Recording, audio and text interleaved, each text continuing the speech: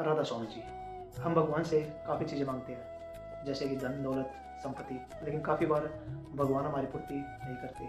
तो हम सोचते रह जाते हैं कि हमसे ऐसी क्या गलती हो गई जिससे भगवान ने हमारी मांगे या हमारी मांग की पूर्ति नहीं की। तो आज आपको इन सारे सवालों के जवाब इस सत्संग में मिल जाएंगे। सतगुरु महाराज जी ने हमें आज फरमाया कि हमारी मांगों की पूर्ति भगवान क्यों नहीं करते, क्या इन चीज़ों में हमारा भला है, हमारा हित है या हमारा नुकसान। तो आप सत्संग को पूरा सुनिए, कष्ट करें। राधा प्रभु किसी के काम में दखल नहीं देता, लेकिन उनकी जो शरण लेता है उनके हृदय को पवित्र करता है, उनसे नेक काम करवाता है और उनकी संभाल भी करता है। और अगर कोई चांस ऐसा हो भी जाए कि उसके सेवक अगर भटकते हैं तो उनके रास्ते में खड़े होके उनको भटकने भी नहीं देते। जिस प्रकार से अगर कोई छोटा बच्चा अगर अग्नि को उठाने के लिए चलता है तो उसकी माँ उसको नहीं उठाने देती। अगर वो किसी चाकू को उठाने के लिए चलता है उसकी माँ उसको नहीं उठाने देती, उसको छीन लेती है।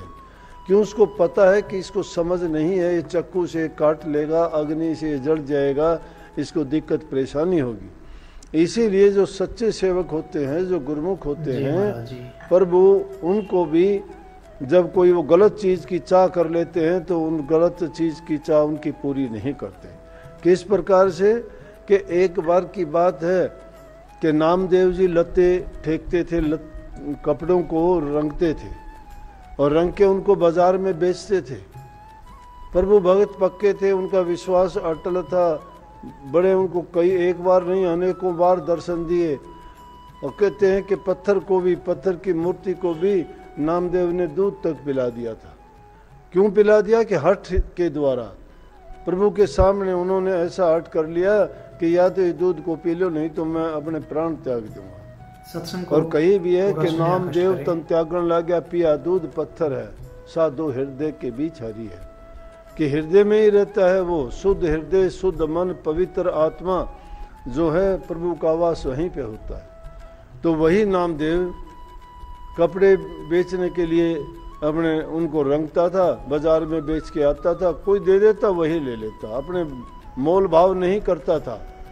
कोई कहता ये देने हैं, जो देना दे दे, कम देता कम ले लेते, ज़्यादा कहते ज़्यादा ले लेते। लेकिन कभी किसी को ये नहीं कि गरीब मिला तो उसको वैसे भी सौंप देते थे कि ले जा, मांगता ही नहीं था।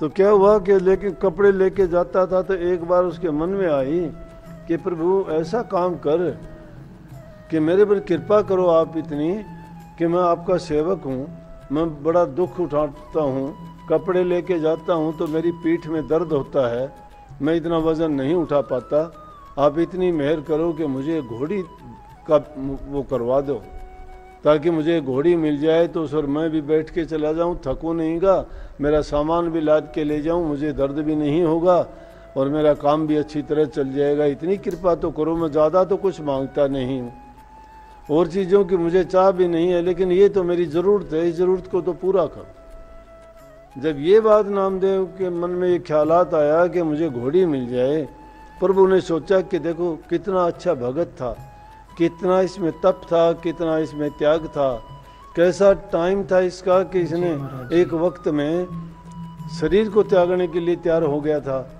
और आज इसके मन में क्या आई है कि देखो क्या चाह कर बैठा, आज इसकी एक इच्छा पूरी हो कर दूंगा। आज घोड़ी मांगी है, कल को और कुछ मांग लेगा, वो भी पूरी हो जाएगी, फिर और इच्छा पैदा हो जाएगी और मांग लेगा, वो भी पूरी हो जाएगी और मांग लेगा। इच्छाओं का अंत नहीं है।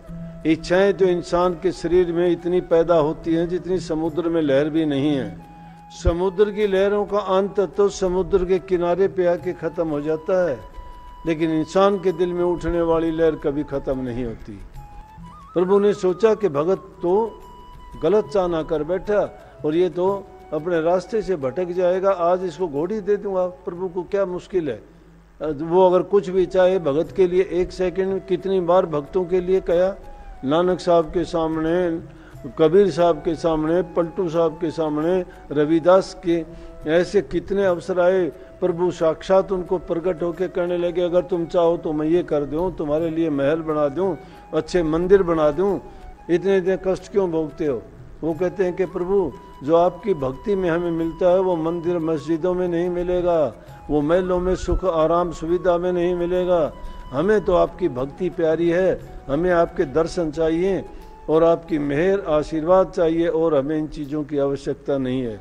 ये तो काल के माया के बने हुए और रचे हुए झमेले हैं, इनसे बचने के लिए तो आपकी शरण आए हैं। आप जो है उन्हीं में आप भी फंसाना चाहते हो, लेकिन प्रभु कहता है मैं फंसाना नहीं चाहता, मैं तुम्हें दृढ़ करना चाहता हूँ, तुम्हारी परीक्षा लेके देखना चाहता हूँ तुम कितने पक्के, कितने टिके हुए, कितने सच्चे हो।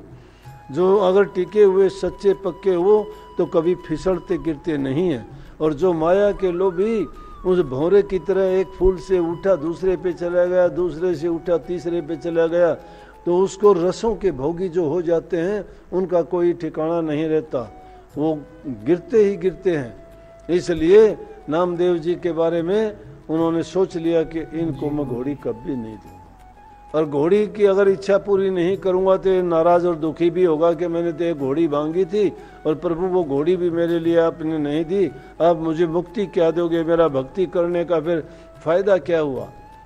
तो खामखा ये नामदेव जी मन में सोचेगा कि मेरी भक्ति करने से कोई लाभ नहीं, इससे तो अच्छा मैं छोड़ दूं भक्ति को भी। तो उन्होंने कहा कि इच्छा भी पूरी कर देते हैं इसकी, लेकिन तरीके से इसको समझा दें, नहीं तो फिर कोई फिर गलती करेगा। तो क्या किया कि प्रभु ने एक पठान का भेष बनाया, और पठान का भेष बना के अरे घोड़ी लेके घोड़ी पे सवार होके पठान चल दिया, और नामदेव जिस रास्ते से जा रहे थे उसी रास्ते पे आए। उसी रास्ते पे जब आए तो थोड़ी दूर आगे जाने के बाद में नामदेव से आगे जाके वो घोड़ी ने, क्योंकि लीला थी, वो तो बच्चा दे दिया, बच्चा दे दिया। पठान खड़ा है, नामदेव को कहने लगे हाँ ओए छिम्बी। भगत बेचारे गरीब होते, उनको तो कोई बकरी की तरह कोई कान पकड़ के कहीं ले जाए, कोई कुछ भी कह दे। दीनता से बोले हाँ जी, हाथ जोड़ के कहने लगे खान साहब बोलिए। बोले कि घोड़ी की बच्ची को उठा, ये चल नहीं सकती, अभी ये छोटी है। अब नामदेव बेचारा उस घोड़ी के बच्चे को पीठ पे बैठाता है, दोनों कंधों पे लेता है, पीछे पीछे पठान है घोड़ी पे सवार होके। नामदेव आगे आगे चलता है, मन मन में सोचता है और कोसता है, प्रभु बड़ा धोखा किया, मैंने क्या मांगा था तूने क्या दिया। मैंने ये तो नहीं कहा था घोड़ी मेरी पीठ पर लादने के लिए दिए, मैंने तो ये कहा था घोड़ी मुझे इसलिए दिए मैं सामान भी लाद लूं और मैं भी बैठ जाऊं उस पर। लेकिन ये तो आपने बड़ा उल्टा काम कर दिया, घोड़ी मेरे ऊपर लाद दी। आपके सुनने में फर्क रह गया, कौन सी गलती मेरे से हुई। अब इस बात में मन में सोचते जाते हैं, कोसते जाते हैं और पीछे मुड़ के भी देखते जाते हैं। अब पठान का भेष देखते हैं, पठान तिलक नहीं लगाते, इसे तिलक लगा रखा है। फिर मुड़ के देखते हैं कि धोखा कैसे है, ये है पठान। फिर मुड़ के देखता है, लेकिन धीरे धीरे करके जब 2-3 बार उसको भी शक हो गया, प्रभु ने भी सोच लिया कि हाँ इसके मन में फर्क आ गया। जब असली रूप दिखाया, वो बच्चे को एक तरफ खड़ा करके कहने लगा, प्रभु आप भी बड़ा धोखा करते हो मेरे से। बोले नामदेव तेरा भी ठिकाना नहीं है, जा तू सच्चा भक्त है, क्या करेगा घोड़ी का। कहने लगा प्रभु मैं भी समझ तो गया था कि मैंने चाह तो गलत उठा ली, लेकिन अब मुझे पता था कि मेरे प्रभु मेरे लिए जो सही होगा वो करेंगे, बाकी मुझे क्या घोड़ी से लेना। और वो भी कहने, प्रभु ने उनको दर्शन दे के कृतार्थ किया और धन्य धन्य किया। इसका मतलब ये हुआ कि जब कोई सच्चा भक्त राह से भटकता है या उससे गलती हो भी जाती है या वो ऐसी इच्छा कर बैठता है जो उसके भक्ति के रास्ते में बाधा बनती है, तो प्रभु साक्षात प्रकट होके अपने भगत को संभालते हैं, सुधारते हैं, उसको बिगड़ने नहीं देते, उसको भटकने नहीं देते, उसको सही रास्ते पर लाते हैं।